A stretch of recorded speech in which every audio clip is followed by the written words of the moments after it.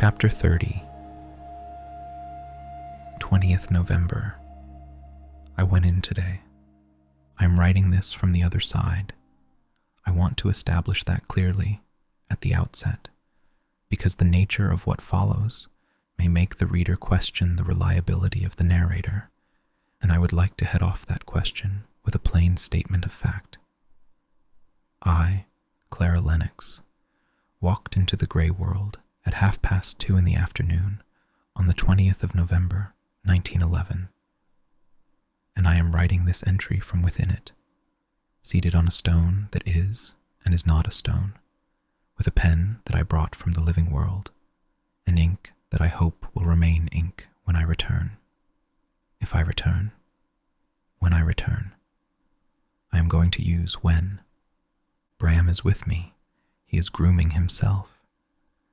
Let me record the crossing properly, because the crossing is the data, and the data is the point, and I am a scholar even when I am doing something that no scholar has done before, and that most scholars would describe as, well, I know what they would describe it as, because I have described similar behavior in others, with exactly the same vocabulary, and the vocabulary includes the words reckless, hubristic, and grounds for a disciplinary review. I spent the 8 days between my decision and my crossing in preparation. Julian and I worked through the plan until we could recite it from memory, until every contingency had a response, and every risk had been weighed and accepted or mitigated. This was not easy. Julian's approach to planning is to identify the broad shape of a thing and then improvise. My approach is to anticipate every possible failure mode and construct a nested decision tree with branching outcomes. We compromised. He agreed to follow a structured plan. I agreed that the plan would include the phrase, adapt as necessary, which I consider the scholarly equivalent of surrender, but which Julian considers essential to any undertaking that involves the unknown. The preparations, physical. I wore my heaviest wool dress, 2 layers of stockings, my field boots, and my coat with the deep pockets. In the left pocket, salt, 1/2 pound in a canvas pouch. In the right pocket, rowan berries dried in a twist of paper and a sprig of fresh rowan that Moira cut from the tree behind the farmstead that morning. Around my neck, the hagstone on its red cord. In my field bag, the chapel texts wrapped in oilcloth.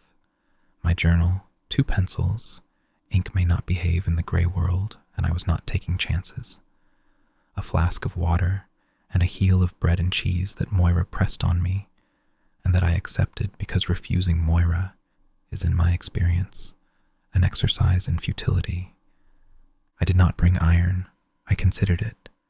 Iron is the most widely documented protection against spectral entities, and the chapel texts confirm its efficacy within the grey world.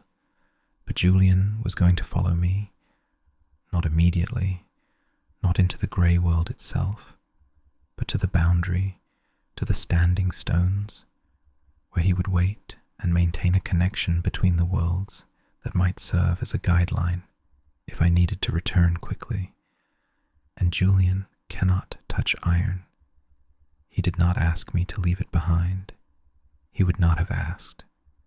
But I saw him look at the iron horseshoe nails that I had laid out on the table, and I saw his hands, flat, still, gone rigid with the effort of controlling a reaction, and I put the nails back in the drawer. "You don't have to do that," he said. "I know.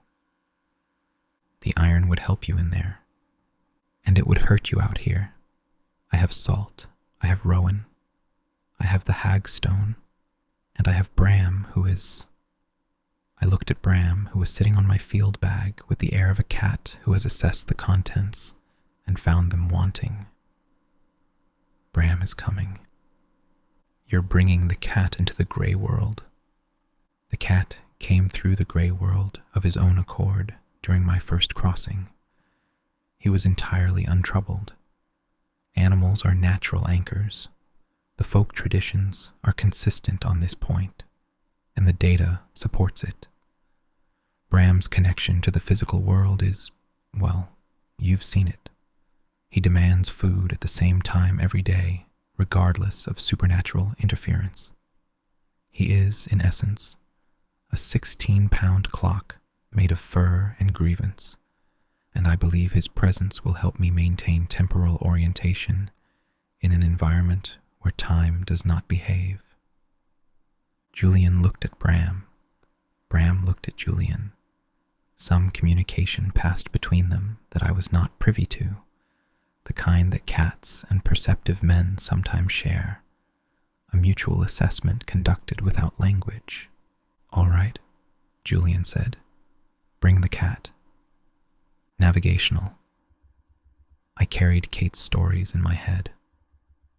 Over the previous week, I had returned to the anchor every evening, and Cait had told me stories, not the ones she had told before, not the dramatic tales of the warden and the grey walkers, but the small stories, the domestic ones, the story of the woman who lost her spindle and found it in the grey world and brought it back, and the thread she spun on it afterwards was the colour of moonlight.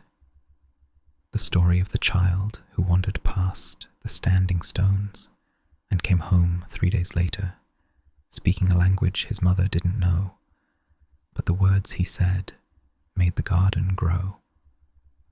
The story of the old man who sat at the boundary every evening and talked to his dead wife, and she talked back, and they were content. These stories are maps. I have said this before, and I will say it again. The folk narratives of Ara are a cartography of the grey world, and the islanders who have told them for centuries have been carrying directions they didn't know they were carrying. The woman's spindle tells me about the transferability of objects between worlds. The child's language tells me that the grey world has its own tongue, and that mortals can learn it. The old man and his wife tell me that the boundary is permeable to communication, even when it is not permeable to bodies, and that sustained willing contact is possible without crossing. I memorized them all. Emotional. I do not wish to write about this.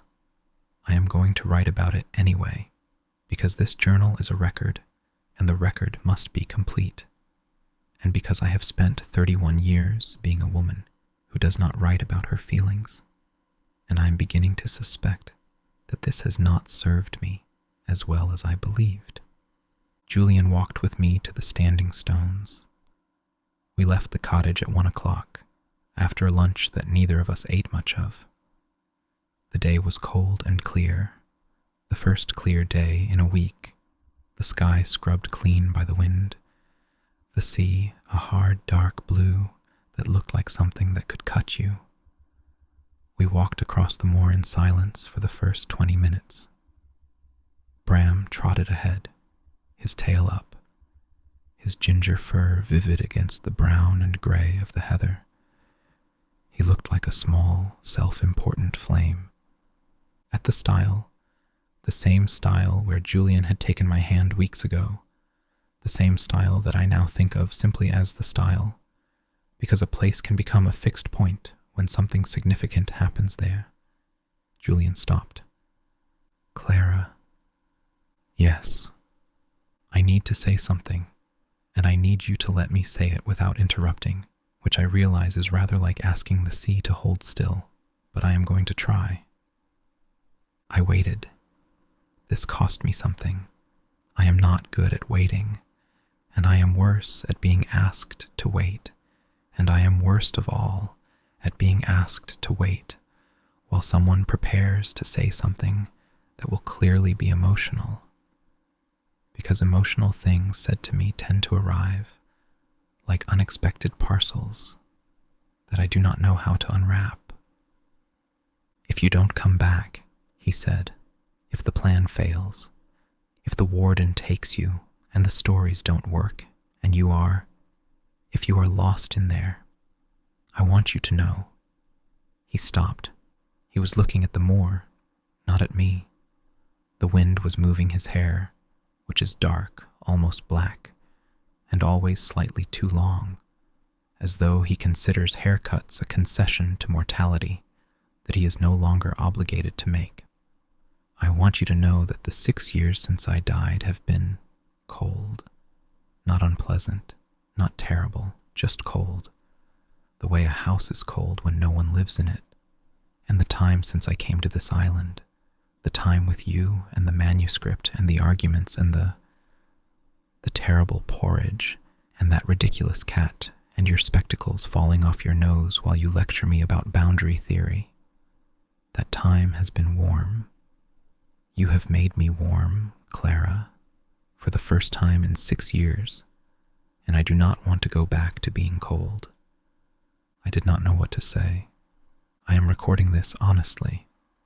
I am a woman who has published 4 papers, delivered 17 lectures, and once argued with the Dean of the Faculty of Thanatological Sciences for 45 minutes about the proper classification of Bavarian shade spectres, and I did not know what to say.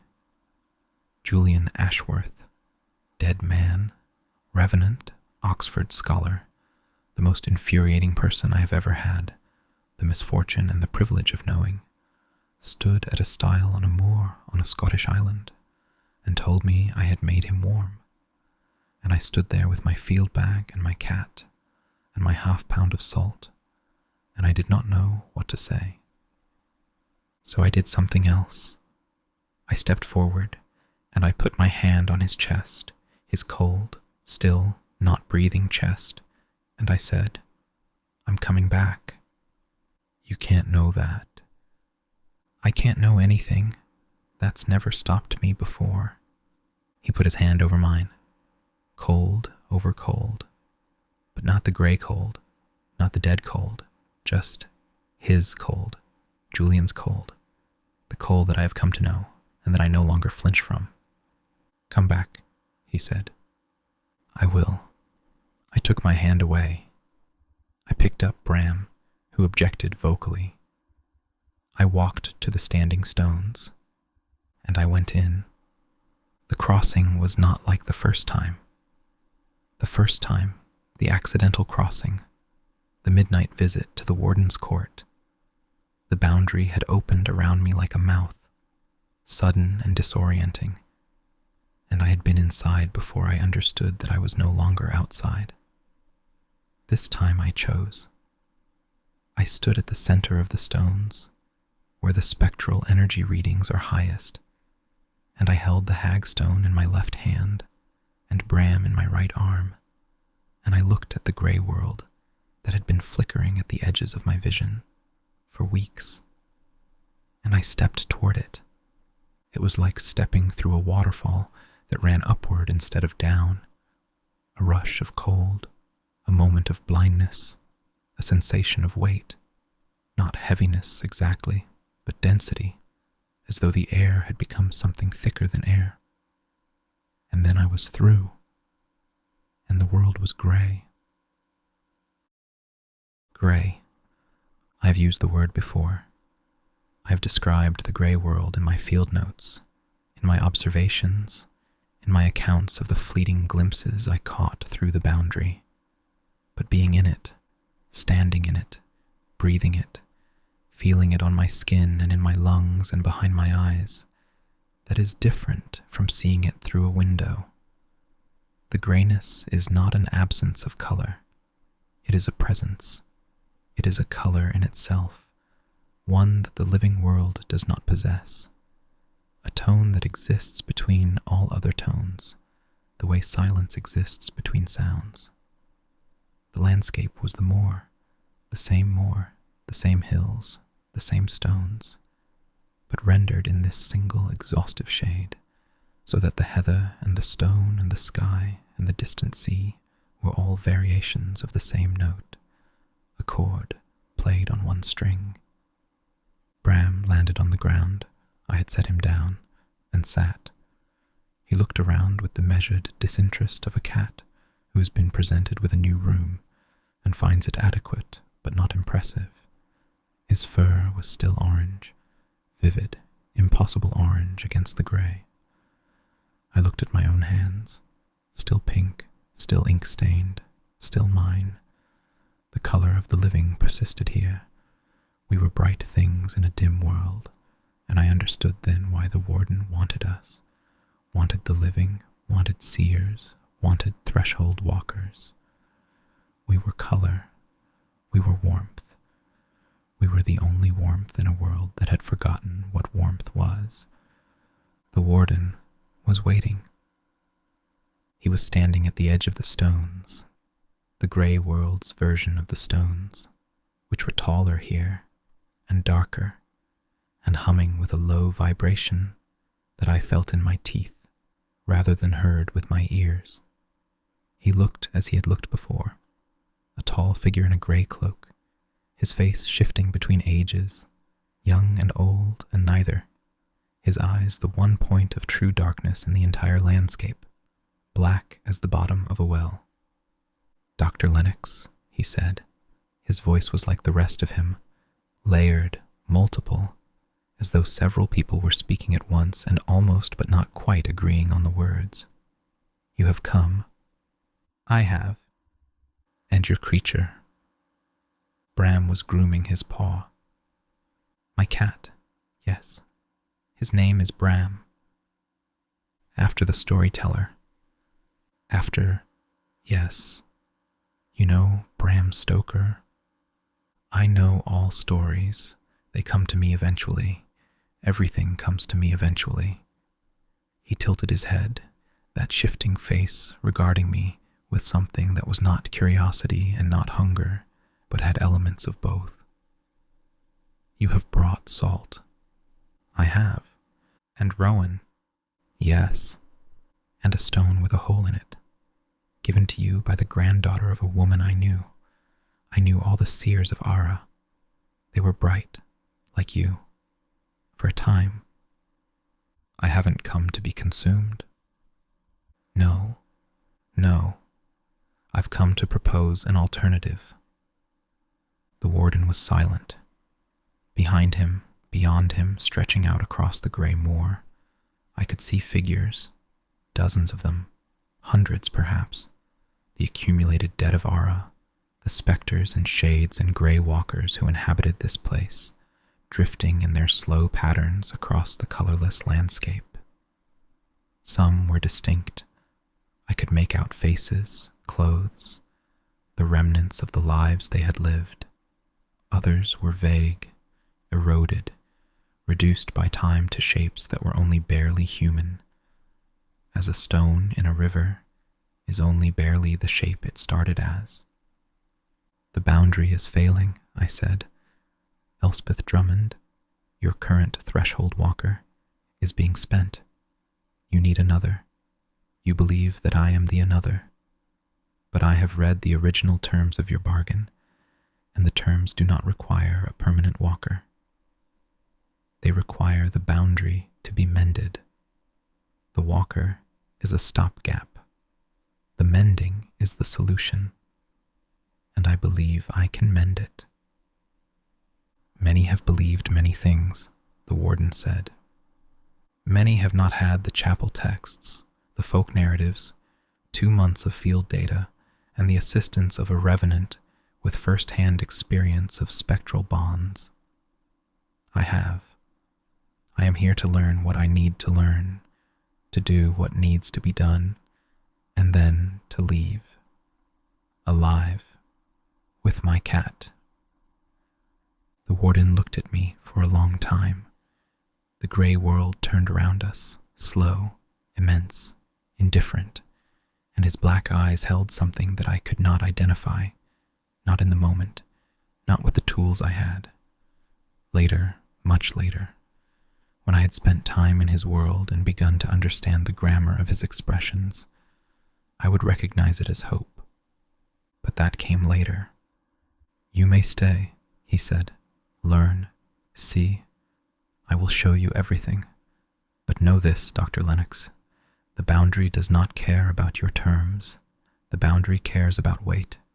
It requires weight to hold it. If your mending fails, the weight will be yours. This is not my choice. This is the nature of the bargain. I understand. I do not think you do, but you will. He turned, and the gray world opened before him like a corridor, and I followed, and Bram followed me. And behind us the standing stones hummed their low, tooth-deep note, and the boundary sealed itself like water closing over a stone. I looked back once. Through the gray, very faintly, I could see the living world, the moor in its real colors, the brown and green and gold of November, and at the edge of it a figure standing by a stile, dark-haired, still, watching. I turned away. I walked into the gray. Chapter 31. Sometime in November, the gray world has geography, and the geography has rules, and the rules do not correspond to anything in the living world's physics.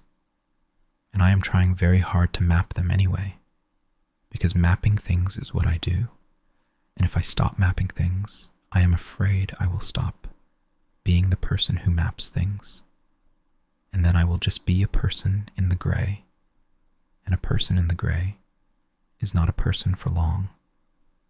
I'm going to write down what I see. I'm going to be systematic. The pen still works. The ink is doing something odd. It is gray on the page, though it was black when I filled the pen. Bram is asleep. I do not know what time it is. I do not know what day it is. The warden said I have been here for 2 days, but 2 days does not feel correct. It feels both shorter and longer, compressed and stretched at once. A dream's duration, a fever's duration, the duration of a very long and very absorbing book, when you look up and the light has changed, and you cannot remember whether it was morning or evening when you sat down. I'm going to be systematic. Geography of the gray world, preliminary observations. The gray world mirrors the living world in its broad topography. The moor is still a moor, the sea is still a sea, the hills are still hills, but the details are wrong, not randomly wrong, systematically wrong, in ways that follow a pattern I am beginning to perceive. The landscape here is not fixed. It shifts according to the warden's attention, or according to the density of spectral presence in a given area, or according to a principle I have not yet identified. I have observed the following. The standing stones are taller here, and there are more of them. In the living world, Carn Du consists of 12 stones, 11 in a circle, and the watcher standing apart. In the gray world, the circle is complete, all 12 forming a perfect ring, and the 13th stone, the one that the stories say was broken and removed, is here, intact, standing at the center, and on its surface the old script flows, the same script as the chapel texts, moving like water over rock, never still. The sea is silver, not gray, silver, a true metallic sheen, like mercury or polished pewter. It does not move in waves, it breathes. The surface rises and falls in a single vast slow rhythm, as though the entire body of water were a lung. The sound it makes is not the crash and hiss of the living sea, but a low, continuous tone, a drone, almost musical. I have been listening to it for I don't know how long. It is hard not to listen. The moor extends further than it should. In the living world, the moor ends at the cliffs to the west and the village to the east. Here it continues. In every direction, the gray heather runs to a horizon that does not seem to get closer, regardless of how far one walks. I tested this on the second day, or what I believe was the second day. I walked due north for what my body told me was an hour, and when I turned around, the standing stones were the same distance behind me as when I had started. The grey world is not infinite. The warden says it has borders, but it is larger than its living world counterpart, as though the geography has been stretched to accommodate its population. The dead are everywhere. Inhabitants, preliminary taxonomy. I have observed 4 broad categories of spectral inhabitant within the grey world, which I am provisionally classifying as follows. Common grey walkers, the most numerous. These correspond to the common spectres I observed from the living world, Seorus's kind. Here, they are more substantial, more defined. They look like people, translucent, gray-toned, but recognizably human, with features and clothing and expressions. They move through the landscape in patterns, social patterns, I think. Gathering, dispersing, gathering again. Some speak to each other, though I cannot always hear what they say. Some speak to me, most do not. They regard me with a kind of wary interest, as one might regard an exotic animal at a zoo, fascinating but potentially dangerous. Faded walkers, older dead, much older. These have lost their definition, their edges blurred, their features smoothed away by time until they are shapes rather than people. Gray smears drifting through the gray, barely distinguishable from the fog that rolls across the moor at intervals. They do not speak. They do not seem aware of their surroundings. The warden says they are not gone, that nothing in the grey world is ever truly gone, but that they have lost the weight of themselves, the accumulated density of memory and identity that gives a spectre its form. They are wearing away, the way a river wears a stone. The bright dead, rare. I have seen 3. These are spectres that burn, not literally, but figuratively, with a light that is not light, a luminescence that has no color, but that is visible against the gray, the way a candle is visible in a dark room. The warden says these are the dead who died with great force of will, the ones who came to the grey world, not passively, but actively, carrying so much of their mortal energy that it has not yet dissipated. They are the newest dead, or the strongest dead, or both. They do not drift. They stand, and the grey world eddies around them. Elspeth, she is none of these. I found her on I want to say the 3rd day, but the days here do not have edges. I found her when the warden showed me the boundary. The boundary, seen from this side, is not a wall or a membrane or a veil. It is a sound, a hum. The same hum I felt in my teeth at the standing stones. But here it is everywhere. It is the background note of the entire world. And when you learn to hear it, when you stop hearing it as noise and start hearing it as structure, you can feel where it is strong and where it is weak, as a builder can feel where a wall is solid and where it has begun to give. The warden took me to a place where the boundary was weak, a stretch of grey moor, corresponding, I think, to the area near the harbor in the living world, where the hum faltered, where there were gaps in the sound, like missing notes in a melody. And standing in the gap, arms extended, face turned upward, eyes open and seeing nothing, was Elspeth. She was not grey, she was not translucent, she was diminished, as though someone had taken a living woman and turned the dial down on everything. The color was there but faded, the substance was there but thinned, the self was there but going, like a voice at the far end of a long corridor, still speaking, but no longer longer audible. She was holding the boundary. I could see it, feel it, her mortal energy flowing into the gap, plugging it, holding the two worlds apart through sheer force of living presence. It was consuming her, not quickly, not violently, but steadily, as a fire consumes a log from the inside out. How long? I asked the warden. She has been here 5 of your years.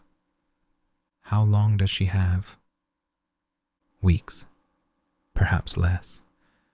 When she is gone, the boundary at this point will fail, and the dead will walk in Dunmore. Yes.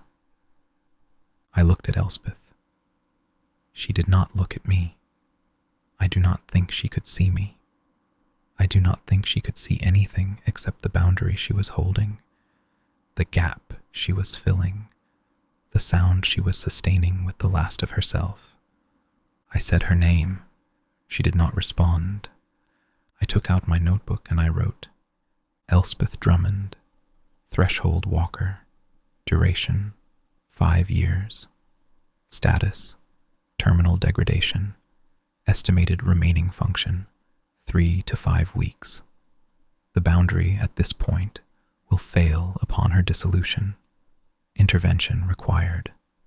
The warden watched me write. His face was, I cannot read his face. I have been trying. The shifting, the age-to-age flickering, makes expression difficult to parse. But there was something there, something that was not satisfaction and not triumph, and not the cold indifference of an ancient entity who has been using human lives as building material for centuries. Something that looked, if I squinted, like sorrow. Entry, undated. I have lost track. 3 days? 5? The gray has a sameness that makes counting difficult. Bram helps. He demands food at regular intervals. I have been feeding him the bread and cheese from my pack, and he accepts it with the offended tolerance of a cat who is accustomed to better, and his demands create a rhythm, a structure. Without him, I think the days would have poured into each other, like water into water, indistinguishable. The warden is teaching me. This was the bargain, not the boundary bargain, not the ancient terms that bind him to his role, but the smaller bargain, the one between us.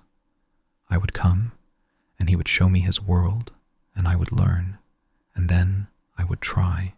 He has kept his word. He has shown me the gray world in its entirety, or as much of its entirety as my mortal mind can hold, and the holding is difficult. There is so much death, so much accumulated memory, so many stories trapped in gray.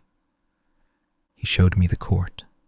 It is not a court in the mortal sense, no throne, no hall, no ceremony.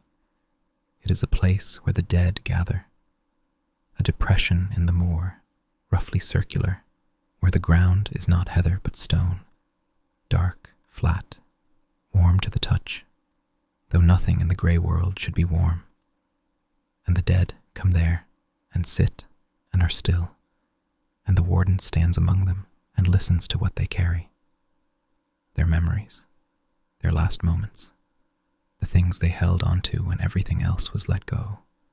It is beautiful, and it is terrible, and I cannot. Entry undated. The hagstone is working. When I hold it, I remember who I am. Clara Lennox, Edinburgh. The Compendium. Bram. Julian, standing at the stile, watching me walk away. When I let go of the stone, the gray comes in, not from outside, but from inside, a graying of thought, a softening of edges, a gentle and insistent suggestion that perhaps I could stay, and that staying would not be so bad, and that the gray is not cold, not really, not when you have been in it long enough. I hold the stone. I hold the stone. Entry undated. The warden showed me the language today, the old language, the one carved into the chapel texts, the one that Julian could not translate. It is not a language as I understand language. It is closer to music, or to mathematics, or to the thing that happens when a bird builds a nest, an instinct encoded in pattern, a grammar that creates the thing it describes. The warden speaks it, the dead understand it, the boundary is made of it. When the warden hums, and he hums constantly a low, bone-deep vibration, he is speaking this language. He is maintaining the boundary as a singer maintains a note, and the note is the language, and the language is the structure, and the structure is the thing that keeps the living world and the dead world apart. I am learning it. I am learning it as one learns to hear a melody in noise. First the rhythm, then the intervals, then the words, if they are words. My notebook is full of transcriptions that look like nothing. Scribbles, lines, shapes that are not letters and not numbers and not anything that the University of Edinburgh would recognize as scholarship. But I can read them.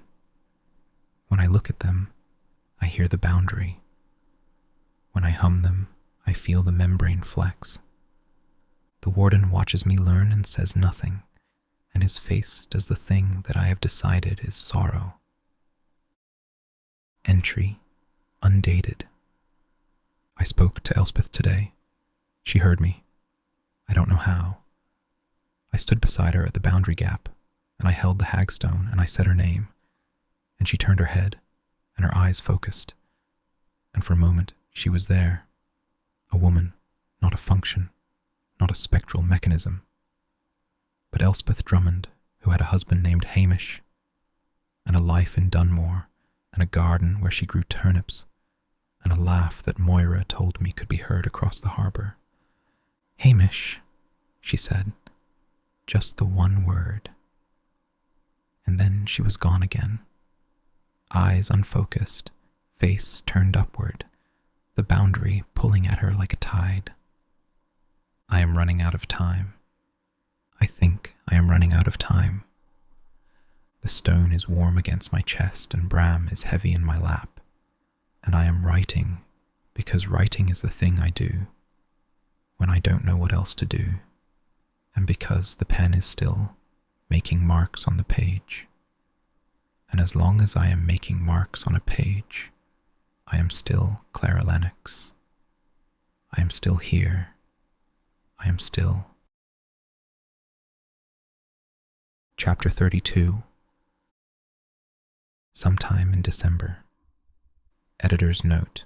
The following entries are transcribed from the journal of Dr. Julian Ashworth, which he gave to Clara upon her recovery. She has included them here, unedited, except for the correction of several misspellings and the addition of one footnote, because they form part of the record, and because she was not present in the living world to record events herself. She has resisted the urge to add commentary in the margins, though the effort cost her more than anything in the grey world. From the Journal of Julian Ashworth, 22nd November. She has been gone for 2 days. I am aware that 2 days is not, in the grand scheme of spectral interactions, a significant duration.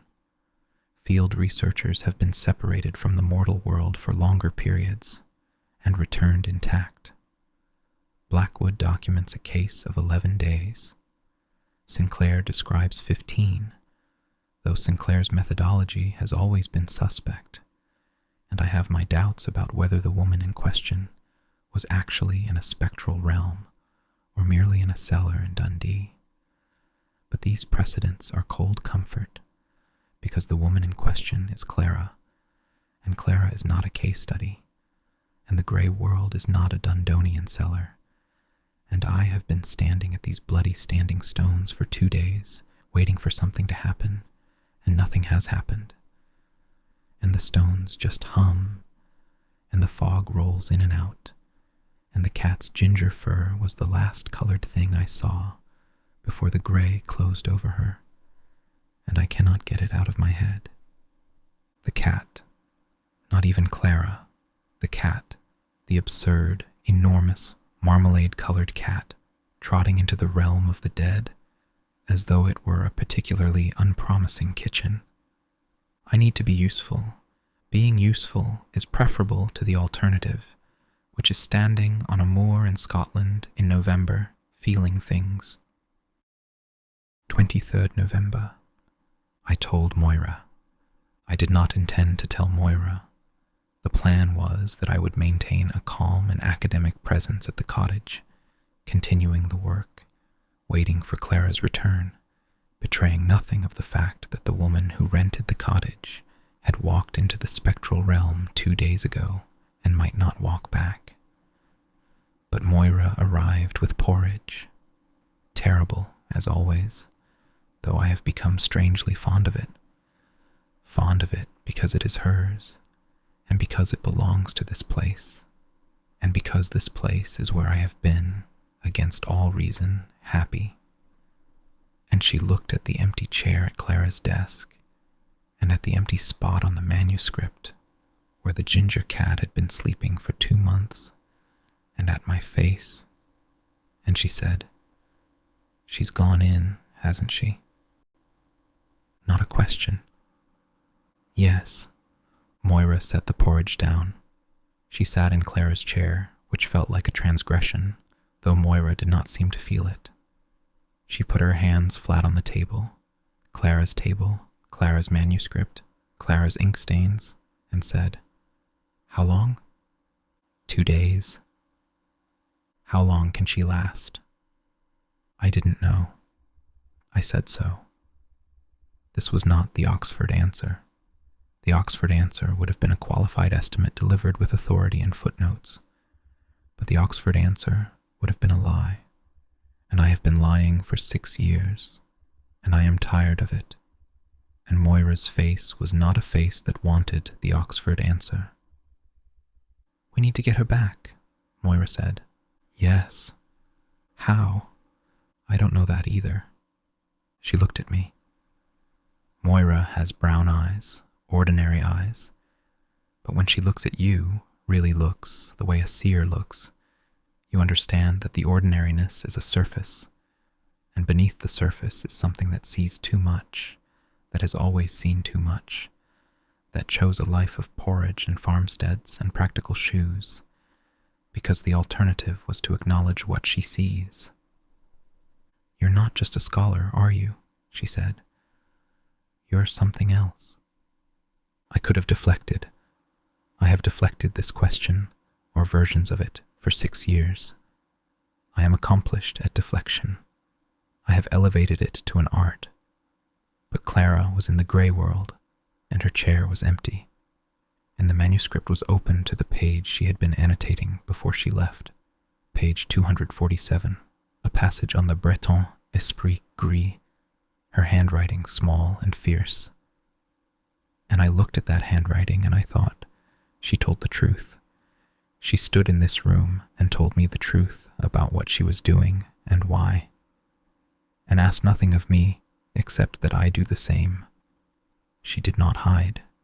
She did not deflect. "I am a revenant," I said. 24th November. Moira took the news better than expected. She did not scream, faint, or reach for the iron poker, which puts her ahead of the last person I told, my sister who did all 3 in that order. She asked a series of pointed questions about the nature of my condition, the extent of my abilities, and whether I had been honest with Clara about the risks. She then asked if I would like more porridge. I said yes. She made it. It was, as always, dreadful. I ate 2 bowls. We agreed that we needed help. Moira would speak to Hamish. I braced for this, expecting his response to be measured in thrown objects, but Moira said she would handle it. I would go to Old Cait.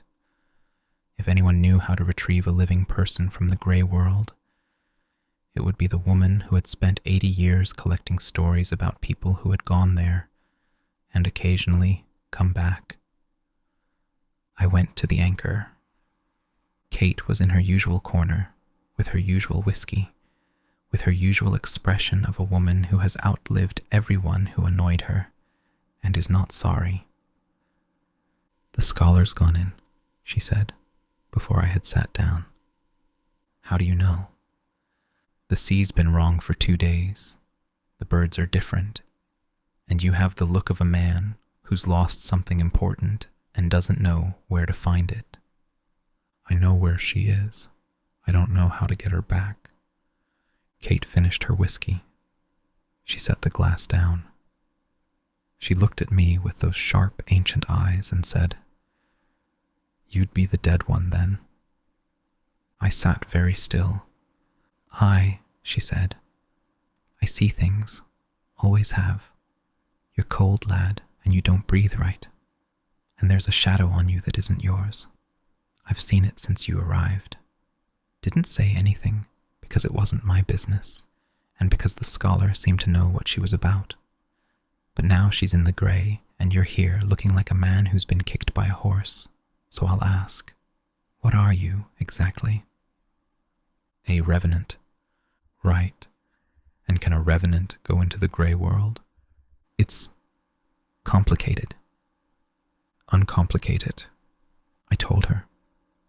I told her about the Cornish Grey Lord, about the bond, about the risk that entering another Grey Lord's domain might sever the bond, or might kill me, or might do something worse than either. I told her about Clara's plan, about the chapel texts, about the mending. I told her about Elspeth. Cait's face did not change during any of this. It remained exactly as it was, sharp and weathered and old and alive in a way that had nothing to do with youth. Until I said Elspeth's name, and then something moved behind her eyes, something that I recognized because I have felt it myself. The particular weight of knowing something terrible for a long time, and finally hearing someone else say it aloud. She said. "I always thought that's what happened to her. The music, the sea. She could see them, the grey ones, the walkers. She'd tell me sometimes, late at night after a dram or two. I see them, Cait, at the edge of things. And I'd say, I know, love, I see them too. But she saw more than me. She saw the door. The warden took her. The warden needed her. There's a difference, though I'll allow it doesn't make much difference to the one who's taken. Can you help me get Clara back?" Cait looked at her empty glass. She looked at the bar. She looked at me. "Order me another whiskey," she said, "and sit down properly. This is going to take a while." 27th November. The plan is forming. It is not a good plan. It has the structural integrity of wet cardboard and relies on approximately a dozen things going right simultaneously, which is not how things go on this island or anywhere else in my experience. But it is a plan, and having a plan is better than standing on the moor feeling things, so I will take it. Cait has stories. Of course she has stories. The woman is an archive, a library, a museum with a whiskey habit and opinions, and the stories she has been telling me are not the ones she told Clara. These are older, darker, stories about people who went into the grey world and were brought back. Not all of them are happy stories. Some of the people who came back were not quite the people who went in, and the differences were not improvements. But the common thread, the thing that runs through every retrieval story, like a rope through water, is this.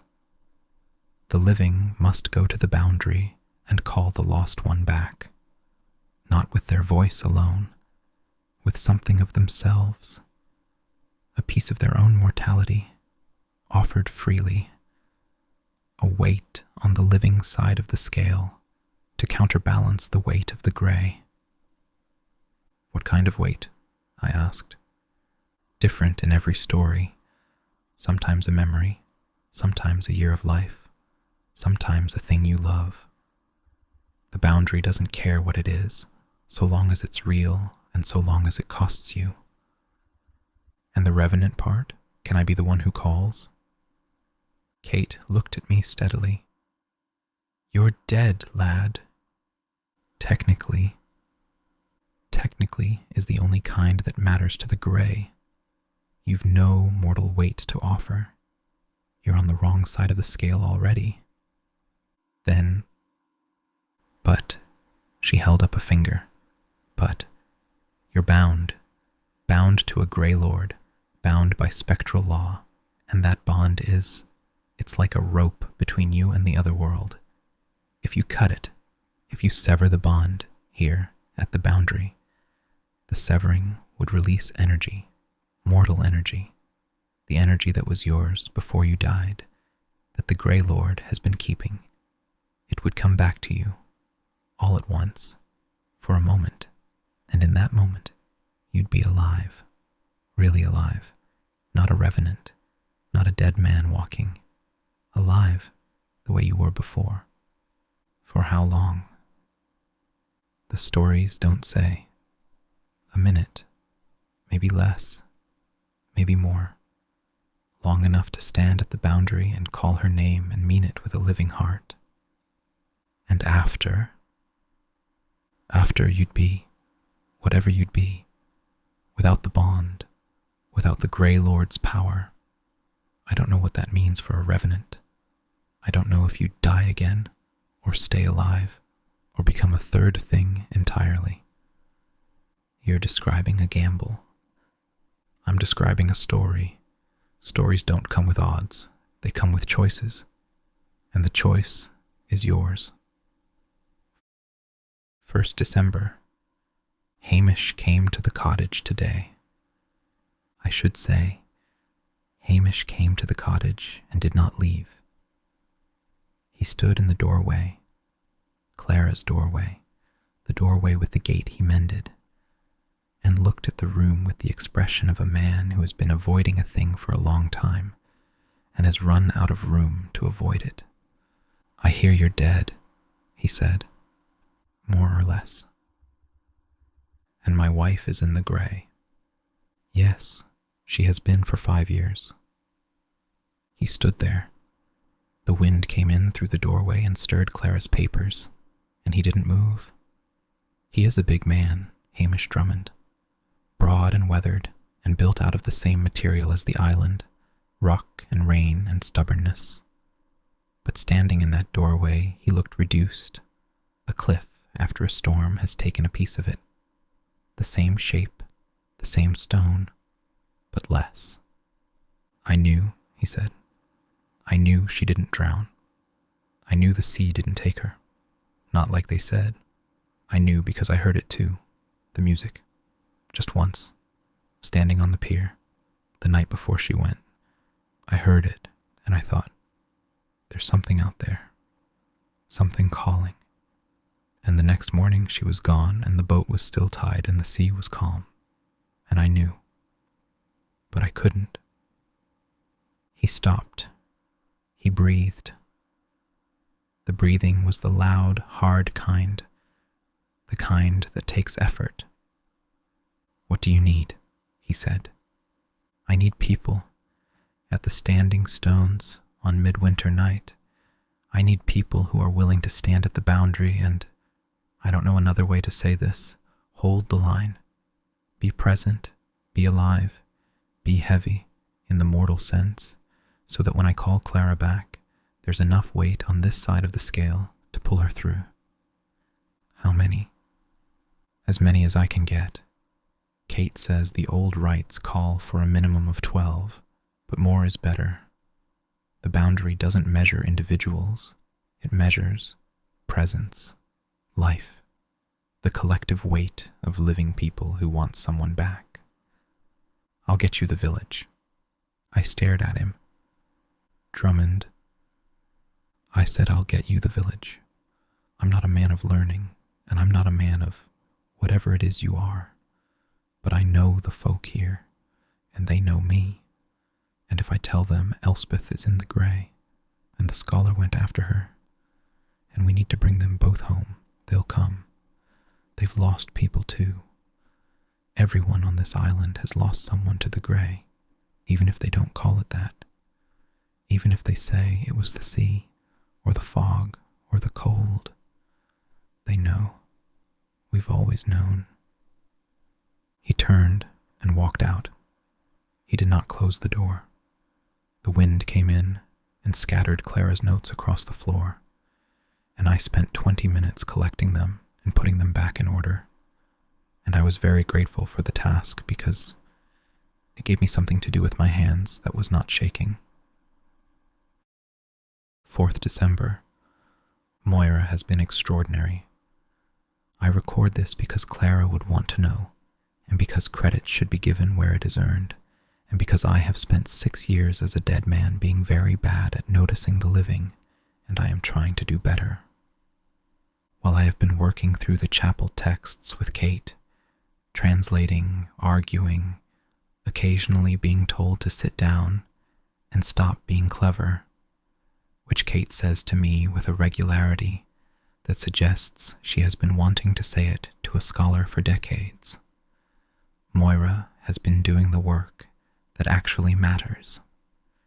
She has organized provisions for the midwinter gathering. She has spoken to every household in Dunmore, quietly, without fuss, and told them what is happening and what is needed. She has recruited women to bake. Apparently, the rites require offerings, and the offerings traditionally include food, and the village has taken this to mean that there should be enough oat cakes, bannocks, and shortbread to feed a spectral army. She has found candles, dozens of them, from every house in the village, because the rites call for light, and candles are light, and the women of Dunmore are not going to stand on a moor in December without something to hold in their hands. She has also written to Meg and Thomas in Edinburgh, recalling them. I would not have thought to do this.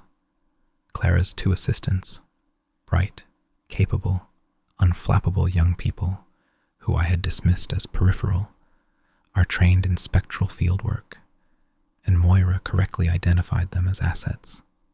They arrived yesterday on the evening ferry, wet and windblown, and carrying between them 3 crates of spectral instruments, 4 volumes of reference texts, and a change of socks. Kenna came to the cottage the same evening, without preamble. "I'm not a woman for standing about on moors in the dark," she said, "but I'll be there, and I'll bring my da and my brothers. You'll need the weight." She said weight as though she had always known the word in its spectral sense, which perhaps she had. She left before I could thank her. Kenna does not stay for thanks. I have also written to Clara's sister Nell in Glasgow. The letter was difficult. What does one write to a woman whose sister has walked into the realm of the dead? I settled on honesty tempered by reassurance. Clara is engaged in field work of an unusual nature. She is well prepared. I intend to bring her home. The word intend carried more weight than I was comfortable with, but it was the honest word, and Clara would have used the honest word, and so I did. Dr. Lennox would want the data recorded, Meg said, by way of explanation for the instruments. She is quite right. Clara would want the data recorded. Clara would want every breath of spectral energy measured and catalogued and cross-referenced and footnoted. And the fact that she is not here to do it is. The fact that she is not here is. I am going to record the instruments that Meg and Thomas brought. 8th December. Progress on the translation. The older text in the chapel documents. The layer that Clara and I could not read. The spectral language. The one that acts. Cait has helped me with it, not translated it exactly. She doesn't read it in the conventional sense, but she hums it. She looks at the shapes on the page, and something in her, the seer part, the part she has carried for 80 years, like a stone in her pocket, responds, and she hums, and the hum is the language, and I can feel it in the boundary when she does it. The membrane flexes, the gap at the standing stones, the gap that corresponds to the one where Clara saw Elspeth. The gap shivers. The language is the key. Clara was right. She was right about everything. The stories, the maps, the instructions hidden in the folk tales, the possibility of mending rather than holding. She was right, and she walked into the grey world to prove it, and she's been gone for 18 days, and I'm going to bring her back. 13 days until midwinter. The village is ready. The rites are prepared. The candles are gathered. Hamish has spoken to every fisherman on the island, and they will all be there, standing at the stones on the longest night, holding lanterns and oatcakes, and their own stubborn, salt-crusted, storm-weathered lives. And I will stand among them, a dead man surrounded by the living, and I will cut my bond and be alive for a moment, and I will call her name. I will call her name, and she will hear me. She has to hear me. She is Clara Lennox, and she does not lose arguments, and she does not abandon projects, and she does not leave things unfinished, and she will hear me because I will be the loudest thing in the grey. Louder than the warden, louder than the boundary, louder than the slow and patient silence that is trying to take her. I am going to get her back. I am going to get them both back. Notes. Note 1. In fairness, I once co-signed a letter recommending the suspension of Dr. Aldous Pemberton of the University of Glasgow after he attempted to physically enter a Bavarian shade cavern without institutional approval, protective equipment, or, as it later emerged, trousers. Dr. Pemberton was reinstated after a review board determined that the absence of trousers was the result of a spectral interaction rather than a lapse in judgment, though I maintain that the two are not mutually exclusive. I mention this only to acknowledge that I am, by my own standards, currently behaving in a manner that would warrant a strongly worded letter. Note 2. I have omitted a footnote here. I had intended to include one, a note on the taxonomy of Grey World inhabitants, compared with de Villiers' classification system, but I find that I cannot assemble the necessary references from memory, and the memory difficulty is itself a data point. The Grey World erodes the precision of mortal thought, not the capacity for thought. I can still reason, still observe, still form hypotheses, but the precision, the sharpness, the ability to retrieve a specific citation, or a specific date, or a specific face, the edges are going soft. I am noting this because it is important, and because the act of noting it helps me resist it. Note 3. Clara's note. Julian has, characteristically, understated Hamish's contribution to the rescue effort. In the weeks that followed this conversation, Hamish Drummond personally visited every household on the island, 73 households in total, and secured the participation of 114 people for the midwinter rite. He did this without explanation, without persuasion, and without any apparent difficulty. When I asked Moira how he managed it, she said, he told them his wife was in the grey, and the scholar had gone after her, and they were needed at the stones. I asked if anyone refused. She said, nobody refuses Hamish. I believe this.